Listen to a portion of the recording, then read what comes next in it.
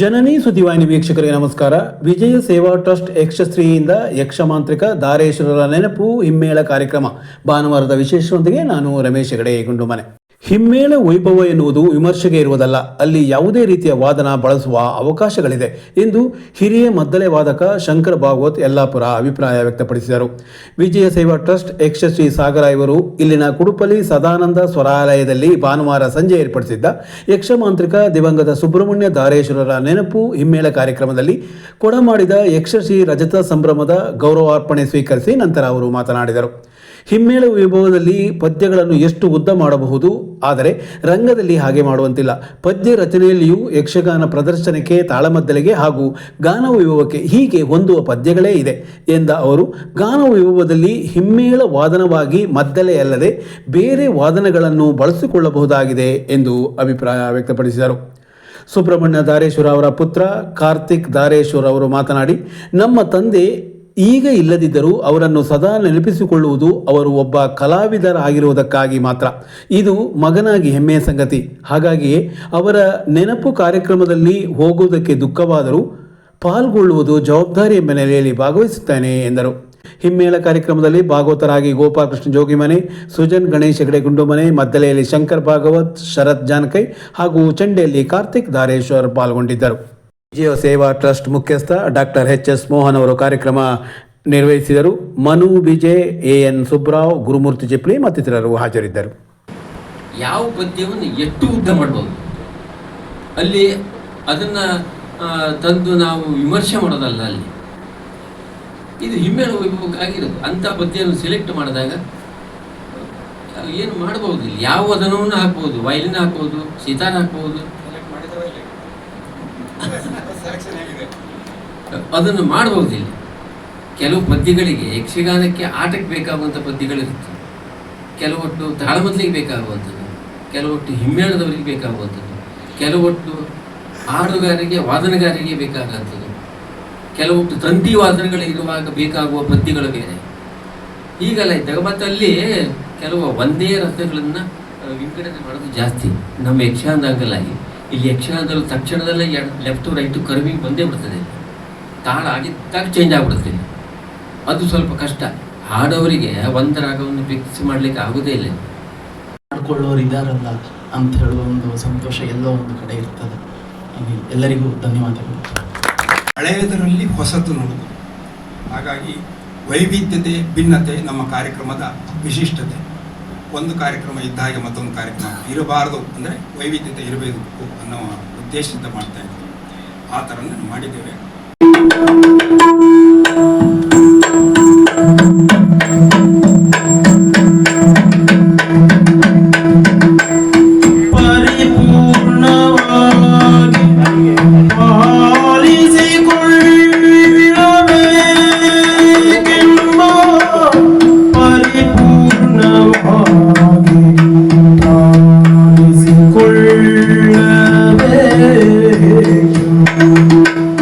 ಕರುಣವಿದ್ದರೆ ಸಾಕು.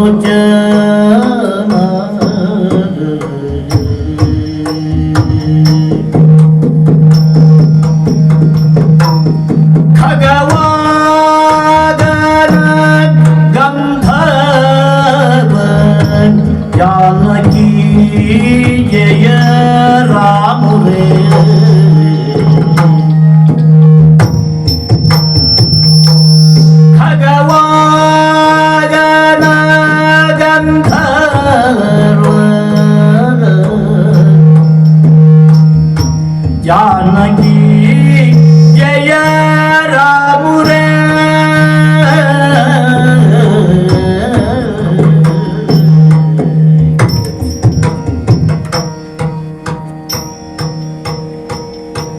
ರಾಮ ರಾಘವ ರಾಮ ರಾಘವ ರಾಮ